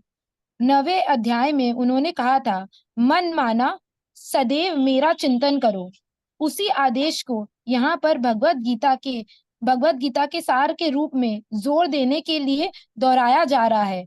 यह सार सामान्य जन की समझ में नहीं आता, लेकिन जो कृष्ण को सचमुच अत्यंत प्रिय है, कृष्ण का शुद्ध भक्त है, वह समझ लेता है। सारे वैदिक साहित्य में यह सार्वत्रिक महत्वपूर्ण आदेश है। इस प्रसंग में जो कुछ कृष्ण कहते हैं वह ज्ञान का सर्वाधिक महत्वपूर्ण अंश है, और इसका पालन न केवल अर्जुन द्वारा होना चाहिए, अपितु समस्त जीवों द्वारा होना चाहिए।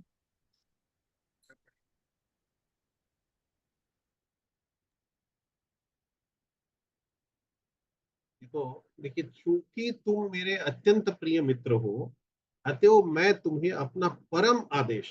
अब भगवान बोले मेरा परम आदेश क्या है, ये सुन लो। परम आदेश मतलब अल्टीमेट इंस्ट्रक्शन भगवान दे रहे हैं।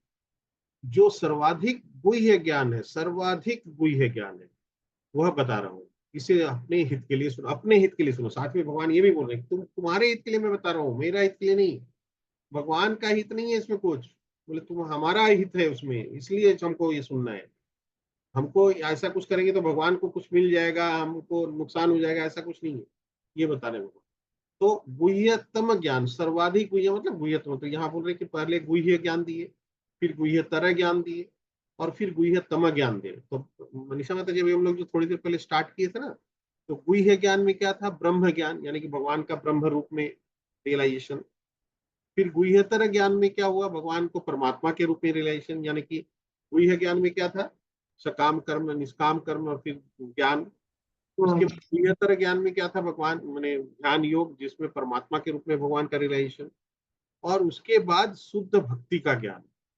शुद्ध भक्ति में क्या है, भगवान को भगवान के रूप में जानना, यानी कि परम पूरी तरह से भगवान को जानना। तो प्रदान करने के बाद भगवान अब उसे गुह्यतम ज्ञान प्रदान करने जा रहे हैं। ये है भगवान के शरणागत होने का। और ये ज्ञान 9वें अध्याय में ऑलरेडी दे चुके हैं। अभी तो भगवान उसको दोहरा रहे, कंक्लूजन में बता रहे हैं। उसी आदेश को यहाँ पर भगवत गीता के सार के रूप में जोड़ देने के लिए दोहराया जा रहा है। ये सार सामान्य जन की समझ में नहीं आता, लेकिन जो कृष्ण को सचमुच अत्यंत प्रिय है, कृष्ण का शुद्ध भक्त है, वो समझ लेता है। सारे वैदिक साहित्य में ये सर्वाधिक महत्वपूर्ण आदेश है। सारे वैदिक साहित्य में ये सर्वाधिक महत्वपूर्ण आदेश है। ध्यान दीजिए, सर्वाधिक मोस्ट इंपॉर्टेंट इंस्ट्रक्शन, भगवान का इंस्ट्रक्शन आ रहा है। इस प्रसंग में जो कुछ कृष्ण कहते हैं वो ज्ञान का सर्वाधिक महत्वपूर्ण अंश है, और इसका पालन न केवल अर्जुन द्वारा होना चाहिए, अपितु समस्त जीवों द्वारा होना चाहिए। अभी पिछला श्लोक में हम लोग पढ़े थे ना कि अर्जुन भगवान को बोला, कि पहले क्या बोला था अर्जुन भगवान को, कि हे भगवान, हे केशव, देव, नारद, असित, देवल, ये सारे ऋषियों का नाम लिया अर्जुन। बोला ये सब आपको परम ब्रह्म परम धाम के रूप में मानते हैं, और मैं भी आपको स्वीकार करता हूँ। परम ब्रह्म परम धाम पवित्रम परमम मम, परम ब्रह्म पर ब्रह्म परधामम परम धामम पवित्रम परमम मम। पढ़े थे ना हम लोग कि आप परम ब्रह्म है, आप परम धाम है, आप पवित्रम है, आप परमम है। ये देवर्षि नारद असित देवल सब आपको ये मानते हैं, और मैं भी ये मानता हूँ। यही यहाँ पे बोल रहे हैं कि उसी तरह इस ज्ञान को भी उसको फॉलो करना चाहिए, और केवल अर्जुन को नहीं, प्रत्येक जीव को ये ज्ञान फॉलो करना। कौन सा ज्ञान अभी भगवान देने जा रहे हैं? परम मोस्ट इंपॉर्टेंट इंस्ट्रक्शन भगवान अभी देने जा रहे हैं। क्या है ये मोस्ट इंपॉर्टेंट इंस्ट्रक्शन? अब पढ़िए। कौन पढ़ेगा? और कोई पढ़ेंगे? मनीषा माता क्या टाइम पढ़ेंगे? हाँ बोलो। टाइम तो हो गया से। टाइम हो गया क्या?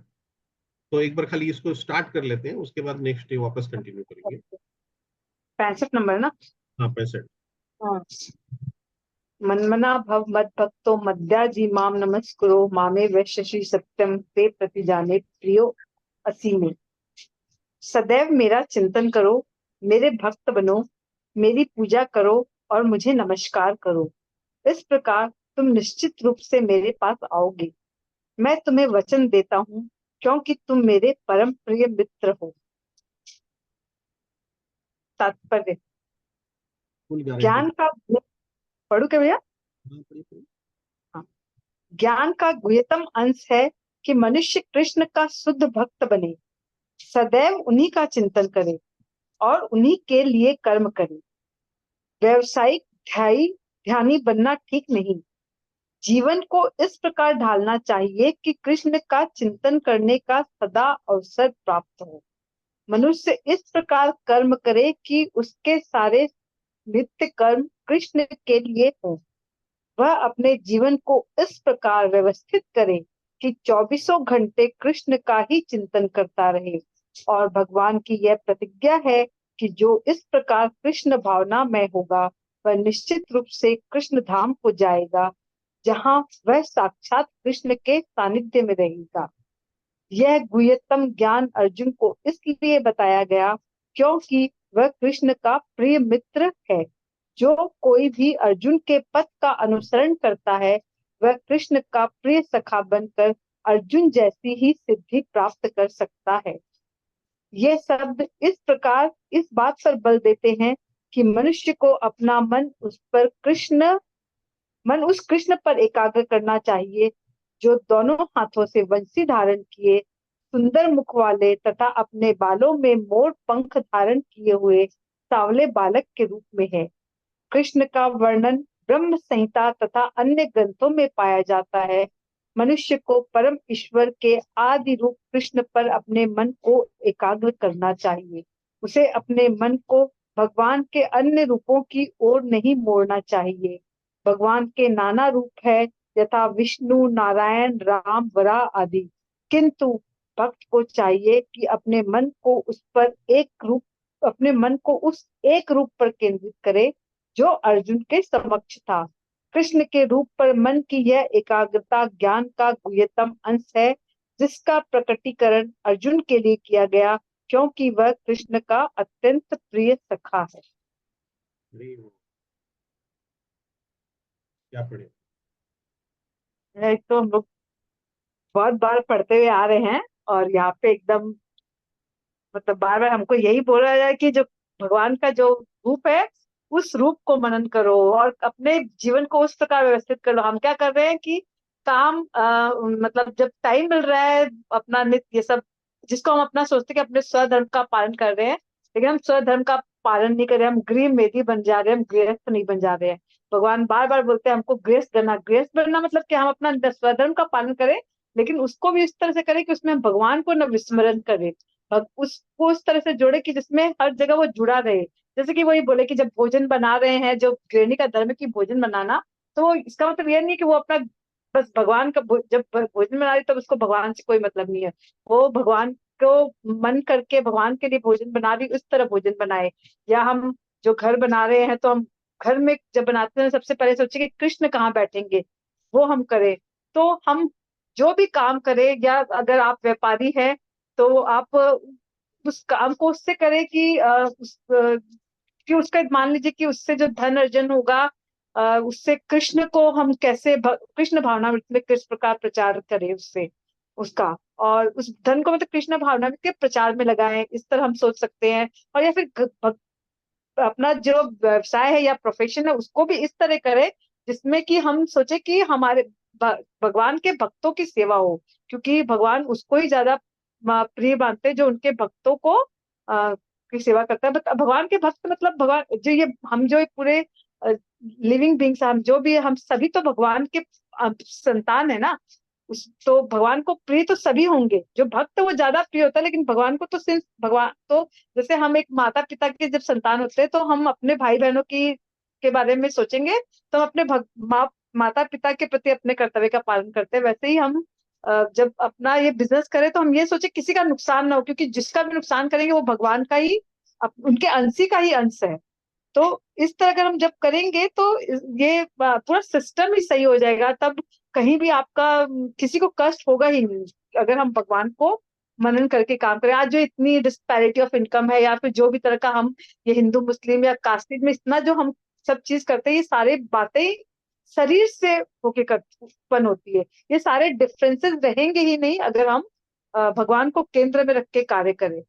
तो यही वाला है कि यहाँ पे जो बोल रहे हैं कि बस भगवान को मान के सब काम करो, और उनके भी उस रूप का ध्यान करो जो, क्योंकि ऐसे भी क्या हो रहा है, अच्छा भगवान के रूप को लेकर भी लोगों में बहुत भेद है, कोई राम को मानता है कोई कृष्ण को मानता है, इसलिए क्या सारे दिन कभी ये पूजा कभी वो पूजा यही चली जा रही है। इससे क्या होता है कि बेकार मतलब का धर्म से ज्यादा क्या हो रहा है कि वो एक तरह का आडंबर हो जा रहा है। तो अगर आप एक ही भगवान की पूजा करेंगे, एक ही करके, तो आप को क्लैरिटी रहेगी कि भगवान मतलब क्या है, एक फेथ, एक वो, ये नहीं है कि वो आप ये नहीं हो कि भगवान का मतलब कि हमको वो भगवान को ध्याते हैं तो वो हमारे वो इष्ट देव वगैरह करके हमारे मन में ना बहुत इस तरह के भी डिफरेंसेस आ जाते हैं। तो भगवान तो डिफरेंस एक करने के लिए, आपको डिफरेंस क्रिएट करने के लिए नहीं। तो इस तरह अगर हम सोचेंगे तो हम कोई राम मानता है कोई बड़ा रूप को मानता है, नहीं, हम कृष्ण को ही मनन करें, और कृष्ण का भी वो रूप जो मोर मुकुटधारी बंसीधारी नीलाम पीताम्बर वस्त्र धारण, जो अर्जुन के समक्ष था, उसको हम मनन करें तो सारे कष्ट से मुक्ति मिल जाएगी। हरि जी वो हरी वो, बहुत सुंदर से आपने बताया है। हरि बोल। देखिए ये 1865 और 1866 हम्म ये मोस्ट इम्पॉर्टेंट इंस्ट्रक्शन है भगवान का। अल्टीमेट भगवत गीता यही है। 1865 1866 भगवान बोल रहे हैं कि सब कुछ बता दिए, सब कुछ कर दिए, अब फाइनल इंस्ट्रक्शन इसको तुमको फॉलो करना है। क्या है फाइनल इंस्ट्रक्शन? 65 नंबर में बोल रहे हैं, सदैव मेरा चिंतन करो, मन मना भव मद भक्तो। मन मना भव मद भक्तो, मन मना माने मन में मेरे विषय में सोचो, भव मद भक्तो मेरा भक्त बनो, मद्याजी मद्याजी माने मेरा पूजक बनो, यानी कि मेरी पूजा करो, माम नमस्कुरु मेरे को नमस्कार करो।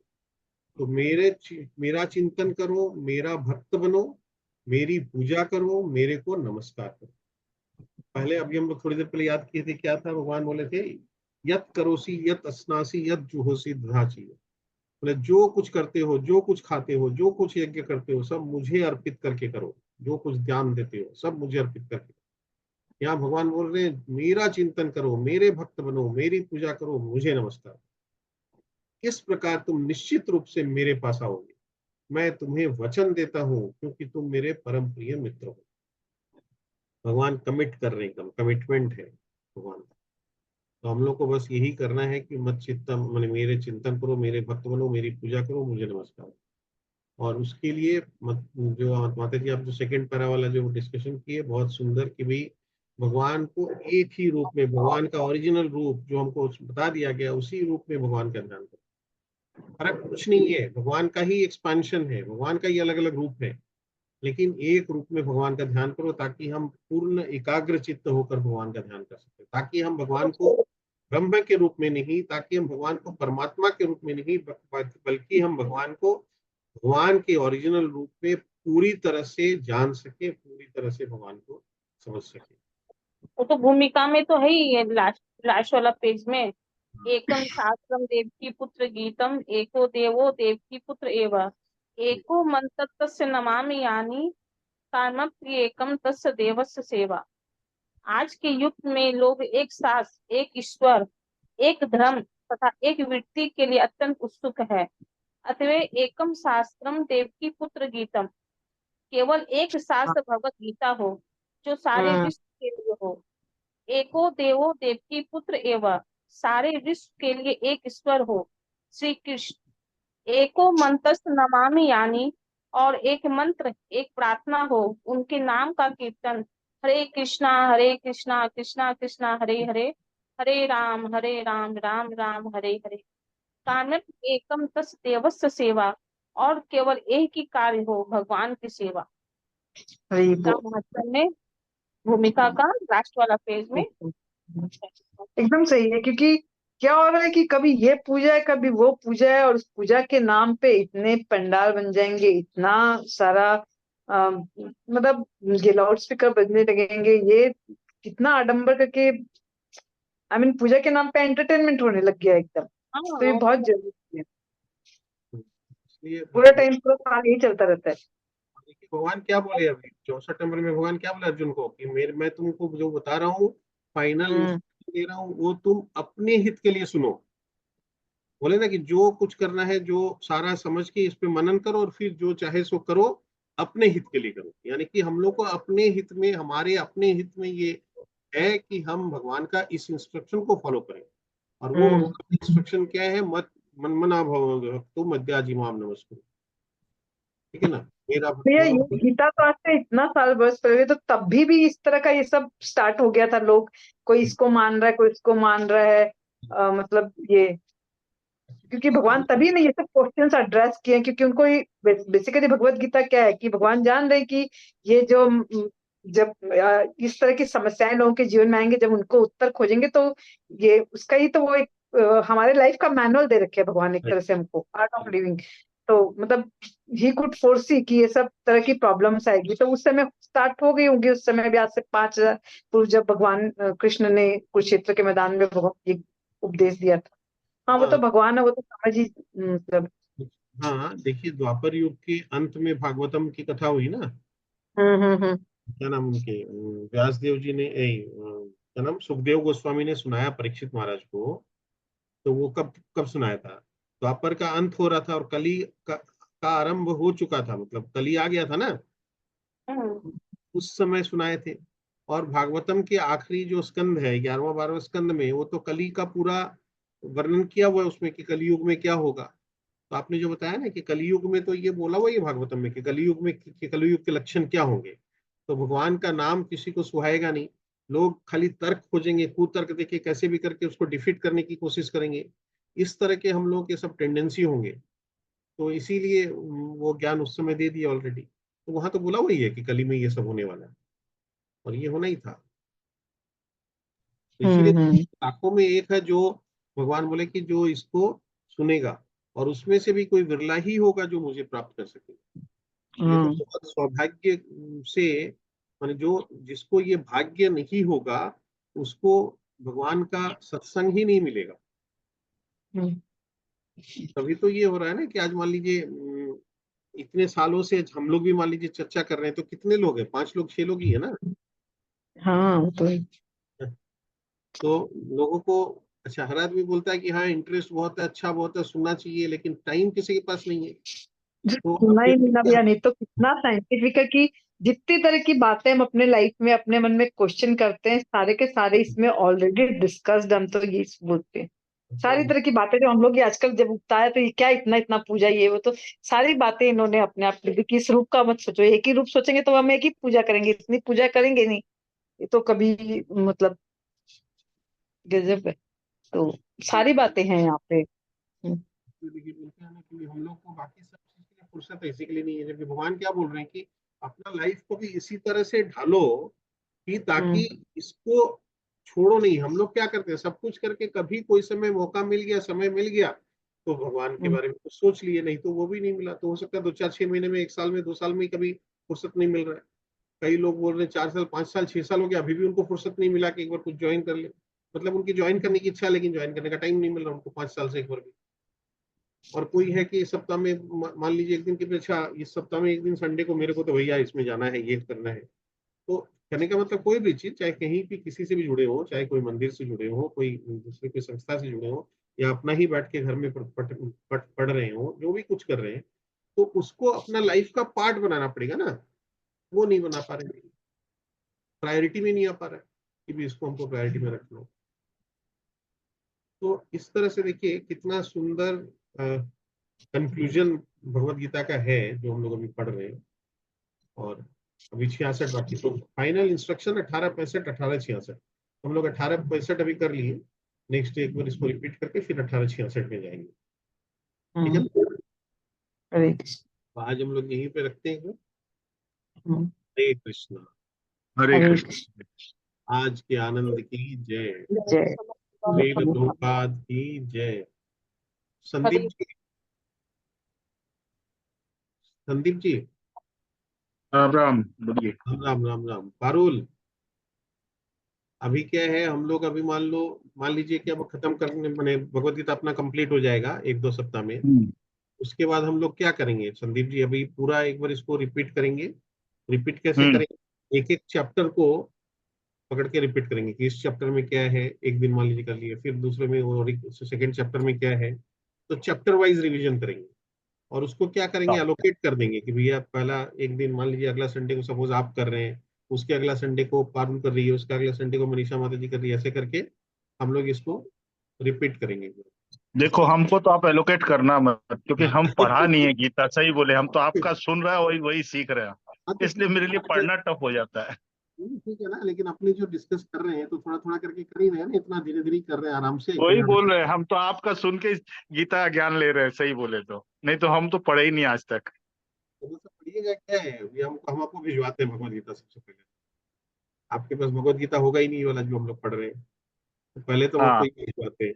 और फिर उसको पढ़िएगा, एक एटलीस्ट एक चैप्टर जो एलोकेट होगा उसको पढ़िए, तैयारी कीजिए, क्या ठीक दिक्कत है, है? थोड़ा हाँ सा वो कर देंगे ना, पूरा मत बोलिएगा, थोड़ा सा हाँ। कर।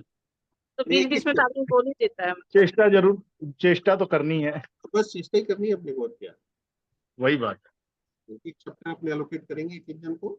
अभी 1-2 सप्ताह लगेगा इसको कंप्लीट करने में, उसके बाद फिर हाँ करेंगे। ठीक है, हाँ फिर हाँ नोट्स भी बना लेंगे कि एक चैप्टर में क्या था, दूसरा में क्या, तो लिखेंगे ना कॉपी पेन हाँ में, हाँ। तो पूरा हाँ वो रिवीजन हो जाएगा, हाँ, समझ में भी आ जाएगा फिर। करेक्ट। हाँ हाँ। ठीक है ना? हरे कृष्ण, हरे कृष्ण। हरे कृष्णा। आज के हरे आनंद की कृष्ण जय। की जय। श्री श्रील प्रभुपाद प्रभुपाद की जय। हरि। हरि हरि। रिकॉर्डिंग कहाँ से स्टॉप होगा?